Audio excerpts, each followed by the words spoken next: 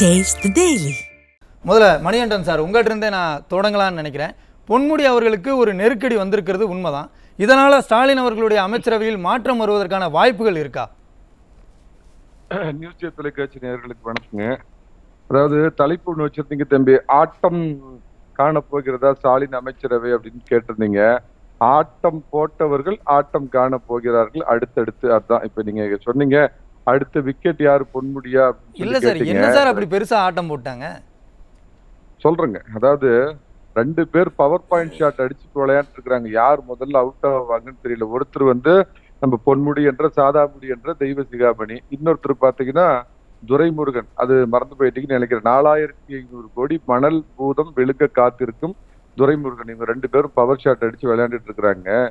இது மாத்திரம் இல்லைங்க, இந்த அதாவது திமுக ஆட்சிக்கு வந்துச்சு அப்படின்னு சொன்னா அதோட சட்டம் ஒழுங்கு சந்தி சிதிக்கும் அப்படிங்கிறது ஊரறிஞ்ச ரகசியம். அது மாத்திரம் இல்லாம எந்த இது வரைக்கும் ஆட்சியிலும் நடைபெறாத அலங்கோலம் நேர்மையா நடக்கிற அரசு அதிகாரிகளை அலுவலகத்துல போய் வெட்டி சாய்க்கிறது அப்படிங்கிறது திமுகவுடைய இந்த அராஜகத்தை ஒரு பக்கம் மக்கள் பார்த்துட்டு இருக்கிறாங்க. நீங்க இடி ஐடி இதெல்லாம் ஒரு பக்கம் சொன்னீங்கன்னாலும் இது எல்லாத்துக்கும் மேல மக்கள் நேரடியா பார்த்துட்டு இருக்கிற சில விஷயங்களை நான் சொல்றேங்க.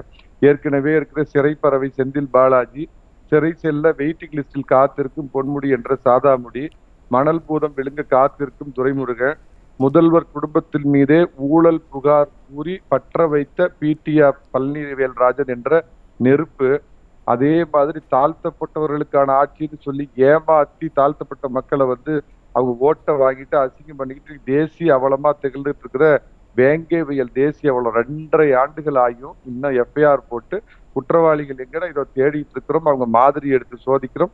ஆனா உங்க போலீஸ் யாருன்னு கேட்டா நாங்க ஸ்காட்லாந்து யார்டுக்கணையான போலீஸ் தாங்க அப்படின்னு சொல்லிக்கிட்டு ஒரு தேசிய அவலமாய் மாறி போன கேவலம்ங்கிற வேங்கை வயல் 75 பேரை தாலி அறுத்த கள்ளச்சாராய கள்ளச்சாராயன்னு சொல்லக்கூடாது, எத்தனால் மிகுதி சாவு, எத்தனால் மிகுதி. சார், இப்போ நீங்க சொல்றது எல்லாமே சட்ட ஒழுங்கு பிரச்சனை, ஊழல் பிரச்சனைகளை பத்தி குறிப்பிட்டு பேசிக்கிட்டு இருக்கீங்க. இதற்கும் அமைச்சரவையில் வரக்கூடிய சிக்கலுக்கும் மாற்றங்களுக்கும் என்ன சம்பந்தம்?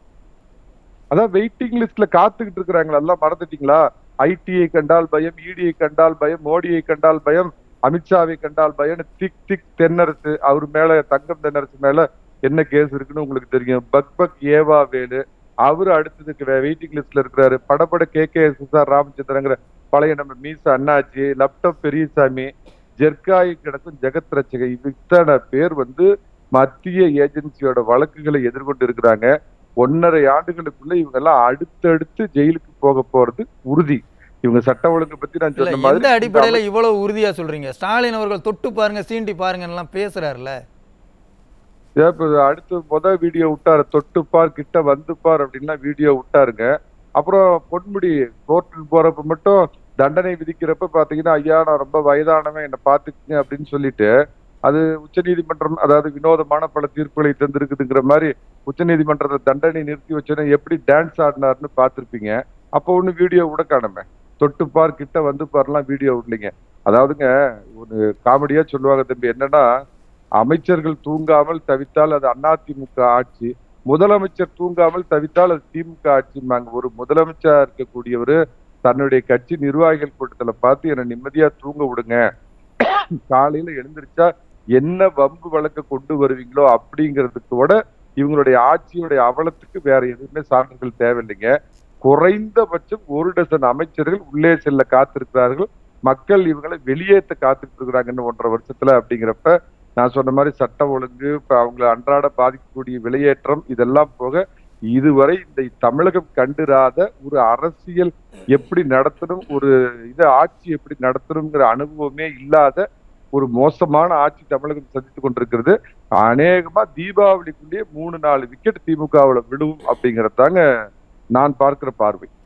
இப்போ அமைச்சர்களுக்கு நெருக்கடி வருது அப்படின்னு சொன்னா அது அரசுக்கு தானே கெட்ட பெயர் இல்லையா? நிச்சயமாக, தெரிஞ்சதான் வச்சிருக்காரு, அவரால் கட்டுப்படுத்த முடியாது. துரைமுருகன் அவர் சொல்றது எதுவுமே கேட்கறது இல்லை, துரைமுருகனுக்கு போக வேண்டியதெல்லாம் போகிறது இல்லைன்னு சொல்லி இந்த இதுல இருக்கிற சீனியர் அமைச்சர் புரட்சி தலைவர் எம்ஜிஆரால் வளர்க்கப்பட்டு கருணாநிதியோட கூடாரத்துல இருக்கிற துரைமுருகன் இவரும் பேசுறதே கிடையாது. பொன்முடி ஒரு தடவை நீங்க பார்த்திருப்பீங்க, ஒரு அரசு விழாவோட முதலமைச்சர் மனசு சொல்லிட்டு இருக்கிறப்ப பொன்முடி சிரிச்சுக்கிட்டு நக்கல் பண்ணிக்கிட்டு நையாண்டி பண்ணிக்கிட்டு எப்படி உட்காந்துக்கிட்டு இருந்தார். என்ன பிரச்சனைனாங்க, ஒரு முதலமைச்சர் அதிமுக ஆட்சியிலன்னா அம்மா ஒரு முதலமைச்சரா இருப்பாங்க, அதுக்கு பின்னாடி வந்து எடப்பாடி பழனிசாமி அவர்கள் முதலமைச்சரா இருப்பாங்க.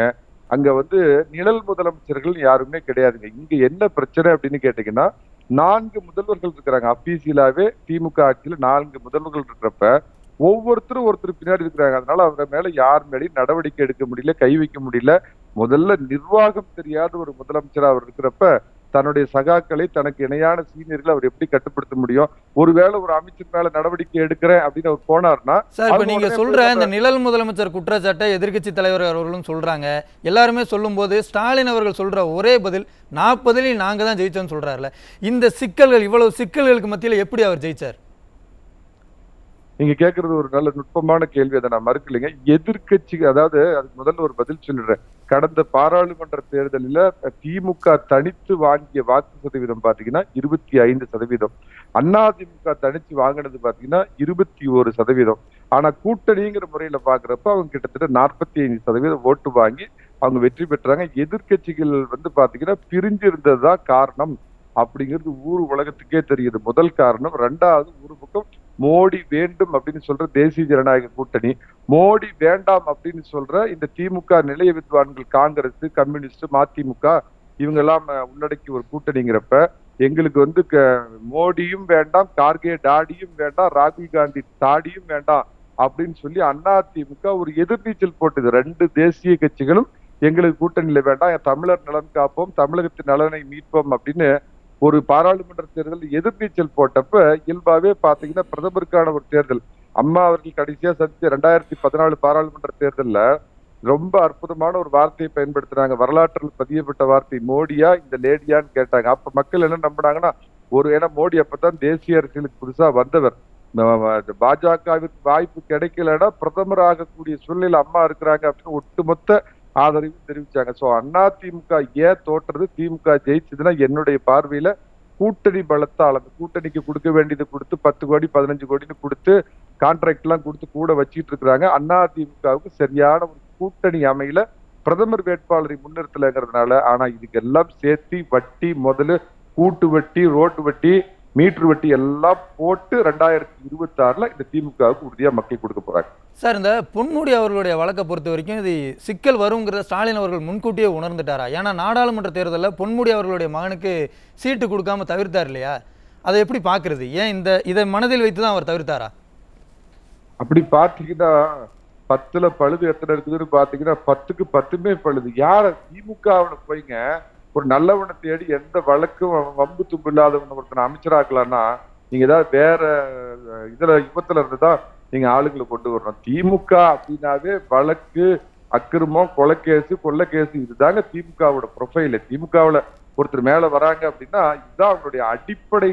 இதே பாத்தீங்கன்னா வந்து இதாதான் இருக்குங்கிறப்ப அப்படி ஒதுக்கி வச்சதான் திமுகவுல ஒருத்தர் கூட மிஞ்ச மாட்டாங்க. மேபி ஒருத்தர் 2 பேர் இல்ல, நேற்று மறைந்து போன சில திமுக நிர்வாகிகளை வேணா நீங்க சொல்லாமலேயே இன்னைக்கு இருக்கிற திமுக நிர்வாகிகள் அப்படின்னாவே அவங்களோட பிராண்டு, அவங்களோட இதுவே பாத்தீங்கன்னா இந்த மாதிரி விஷயம் தான். இந்த அடிப்படையில் அவர் ஒதுக்கினார்னா மந்திரி சபையில அவரும் அவங்க மகனை தவிர யாருமே இருக்கு. ஓகே சார், பேசலாம் சார். மணிகண்டன் சார், இன்றைய விவாதத்தில் உங்களுடைய இறுதி கருத்து என்ன சார்? மிக சுருக்கமா சொல்லுங்க சார்.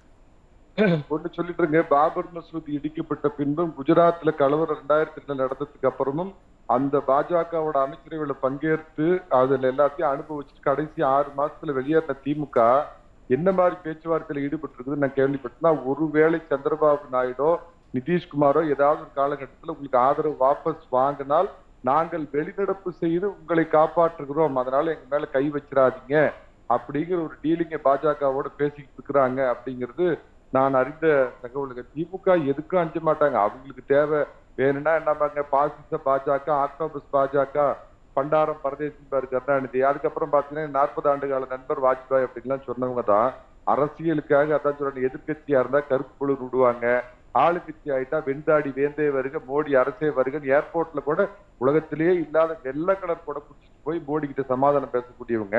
நீங்க அருமையான ஒரு கேள்வி கேட்டீங்க, எப்படி சார் 40 இடத்துல ஜெயிச்சாங்க அப்படிங்கிறதுக்கு ஒரே ஒரு ரீசன் என்னன்னு கேட்டீங்கன்னா, இது நாட்டிற்கான பிரதமரை தேர்ந்தெடுக்கும் ஒரு தேர்தல் அப்படிங்கிறதுனால மக்கள் தங்களுடைய கோபங்களை அப்படியே சுனாமி மாதிரி ஏற்பட்டிருக்கிற அந்த கோபங்களை அடக்கிக்கிட்டு போய் ஓட்டு போட்டாங்க. அதுக்கு தான் நான் திருப்பி சொல்றேன், 2026 இந்த 1.5 வருஷத்துல கூட்டு வட்டி, மீட்டர் வட்டி, எல்லா வட்டியும் சேர்த்து ஜெயிலுக்குள்ள ஒரு பக்கம் அமைச்சர்கள் போறது ஒரு பக்கம்னாலும் வங்காள விரிகுடாவில் தூக்கி திமுகவை ஏற்றி போறாங்க. அந்த அளவுக்கு ஊழலின் ஊற்றுக்கண் இன்னைக்கு இந்திய லெவல்ல 2 கட்சிக்கு தான் போட்டி நடக்குது. அதிகமாக ஊழல் செய்தது 50 ஆண்டு கால திராவிட மாடல் திமுகவா, ஆம் ஆத்மின்னு நேற்று வந்த விளக்கமாறான் 2 பேருக்கு போட்டி நடந்துட்டு இருக்குது.